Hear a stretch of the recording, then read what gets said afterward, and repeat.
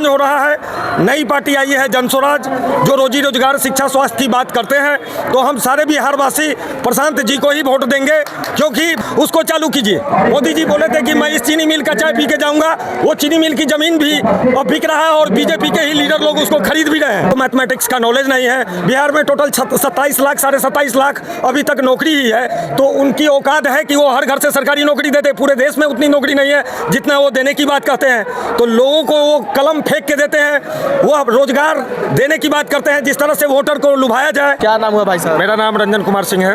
रंजन कुमार सिंह जी। तो आप लोग तो इस बार बीजेपी का सपोर्ट कर रहे होंगे पक्का? देखिए, बीजेपी को पहले वोट दे रहे थे, लेकिन बिहार के लोगों में कमी नहीं है। नरेंद्र मोदी जी के अंदर कमी है। बिहार की जनता ने उनको दिल में बसाया और कमल को 4 बार लगातार खिलाया, लेकिन सारे कमल के फूल कट के गुजरात चले गए और बिहार में बचा कीचड़। रोजी रोजगार के नाम पर उन्होंने कभी भी कोई 5 मिनट 1 घंटे का 20 साल 10 साल में दिखा दीजिए फुटेज या कोई पेपर का टुकड़ा जो एक बैठक किया हो उन्होंने। बीजेपी ने बिहार में कभी भी एक बैठक नहीं किया जो बाढ़ से कैसे बचा जाए, रोजी रोजगार इनको कैसे दिया जाए, शिक्षा यहाँ के बच्चों को कैसे दिया जाए, कुछ भी नहीं किया इन्होंने। कोई भी न्यूज़ चैनल, पेपर का टुकड़ा एक दिखाइए जो नरेंद्र मोदी जी ने कभी बैठक किया हो बिहार के लिए। ऐसा नहीं किया। अब बिहार की जनता का रुख चेंज हो रहा है। नई पार्टी आई है जनस्वराज, जो रोजी रोजगार, शिक्षा, स्वास्थ्य की बात करते हैं। तो हम सारे बिहारवासी प्रशांत जी को ही वोट देंगे, क्योंकि वोट बिहार का, तो रोजगार बिहार में चाहिए हमको। गुजरात नहीं जाना पड़े, हम बिहार में बिहारवासी वोट देते हैं तो बिहार में हमें रोजगार चाहिए। यही मुद्दा है बिहार का इस बार इलेक्शन का। जब मोदी जी बिहार में आते हैं तो भाषण करते हैं कि हम ट्रेन बर्बाद दिए, मैं बता रहा हूँ उनके 5 किलो अनाज वह बिहार में भी दे रहे हैं। 90 करोड़ लोगों को 5 किलो अनाज मिलता है। बिहार में आते हैं जात पात और 5 किलो अनाज की बात करते हैं, और गुजरात जाते हैं तो बड़े बड़े ग्लोबल इंडिया की बात करते हैं, विकसित गुजरात की बात करते हैं। अरे मोदी जी प्रधानमंत्री तो आप गुजरात के भी हो और बिहार के भी हो, तो आपके अंदर ऐसा भेदभाव क्यों? बिहार के लोगों को मजदूर क्यों बना के रखे हुए हैं? यहाँ के लोगों को क्या अपने माँ बाप, भाई बहन, पर परिवार के साथ रहने का हक नहीं है? बिहार के लोगों को बिहार में रोजगार मिलना चाहिए। मोदी जी ने यहाँ के लिए कुछ नहीं किया है। साफ शब्द में कहिए तो कुछ नहीं किया है। अब कहिएगा हाईवे रोड बना है, तो जब गुजरात को दिल्ली से जोड़िएगा तो बिहार बीच में पड़ता ही है, इसलिए हाईवे का निर्माण हुआ। और ये गाँव घर का रोड, सड़क, नाला वाला जो होता है वो देख सकते हैं आप किसी भी गाँव के सड़क में। ये फंड उगाही का एक रास्ता है जो कमीशन खोरी होता है। इसको विकास नहीं बोलते हैं। विकास बोलते हैं कि रोजी रोजगार हो बिहार में, शिक्षा मिले बिहार में, बिहार के बच्चों को बाहर जाके पढ़ना न पड़े। ज्ञान की भूमि है बिहार। 3 महाविद्यालय में 2 महाविद्यालय हमारे बिहार में है। बिहार के लोगों को पहले जाना जाता था शिक्षा के मामले में। बिहार जो है शिक्षा का गौरव है।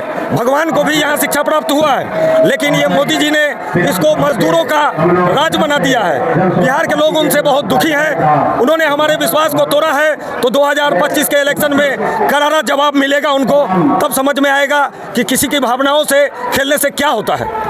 आप देख लीजिए, लालू यादव जी के बेटा जी तेजस्वी यादव, वो भी कह रहे हैं कि अब हमको सरकार अगर बिहार में बनती है तो हर घर में एक नौकरी देंगे। बिल्कुल सही कहा आपने, क्योंकि वो पढ़े लिखे इंसान नहीं है। तेजस्वी यादव जी जिनका नाम है, उनको मैथमेटिक्स का नॉलेज नहीं है। बिहार में टोटल 27 लाख, 27.5 लाख अभी तक नौकरी ही है। तो उनकी औकात है कि वो हर घर से सरकारी नौकरी देते। पूरे देश में उतनी नौकरी नहीं है जितना वो देने की बात कहते हैं। तो लोगों को वो कलम फेंक के देते हैं, वो रोजगार देने की बात करते हैं। जिस तरह से वोटर को लुभाया जाए और वोट लेने के बाद जब वो सीएम की कुर्सी पर बैठेंगे तो फिर से वो जंगल राज कायम होगा जो बहुत वर्षों से वंचित है।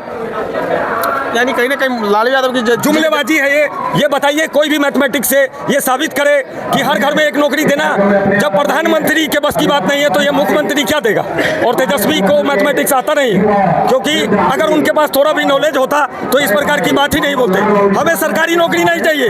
बिहार में कल कारखाने लगाइए, एक्सपोर्ट की कंपनी खोलिए, जो कम जगह में ज़्यादा से ज़्यादा लोगों को रोजगार मिल सके।